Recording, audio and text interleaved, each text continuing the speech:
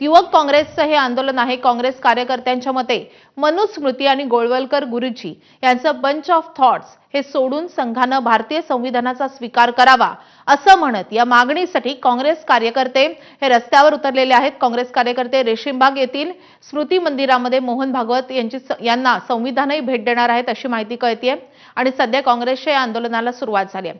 आपले प्रतिनिधी सारंग पांडे आपल्यासोबत लाईव्ह आहेत। सारंग, काँग्रेसच्या या आंदोलनाचं कारण काय मागणी आहे काँग्रेसच्या कार्यकर्त्यांची?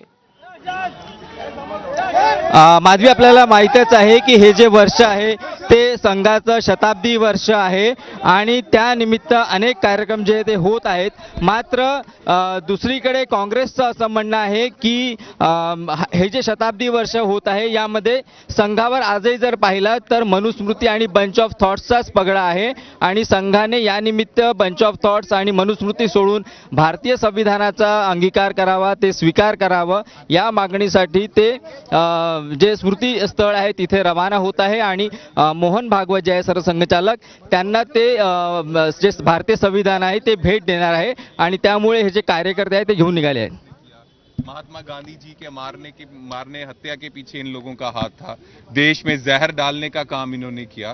तो हम चाहते हैं कि आज 100 साल हो गए हैं, अब इस संविधान को अपना लो, देश को एक रखने के लिए काम कर लो। अब ये आरएसएस के ऊपर है, वो देश के संविधान को अपनाते हैं कि नहीं अपनाते, या हमें बीच में ही पुलिस के जरिए किसी और के जरिए हमें रोक देंगे। जिंदाबाद जिंदाबाद। तर मोहन भागवतांना संविधानाची प्रतही दिली जाणार आहे। काँग्रेसचे कार्यकर्ते रस्त्यावर उतरले, त्यांनी रेशीमबाग परिसरामध्ये त्यांचं हे आंदोलन सुरू आहे।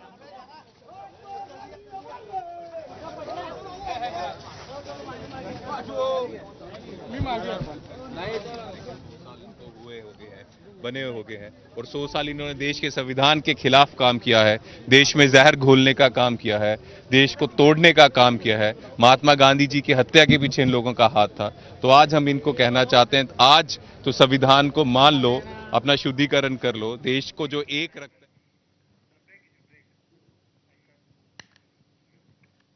तर या कार्यकर्त्यांना सक्करदरा चौकातच थांबवण्यासाठी पोलिसांनी तयारी पण केलेली आहे। या आंदोलनाकडे आपलं लक्ष असणारच आहे। मात्र बुलेटिनमध्ये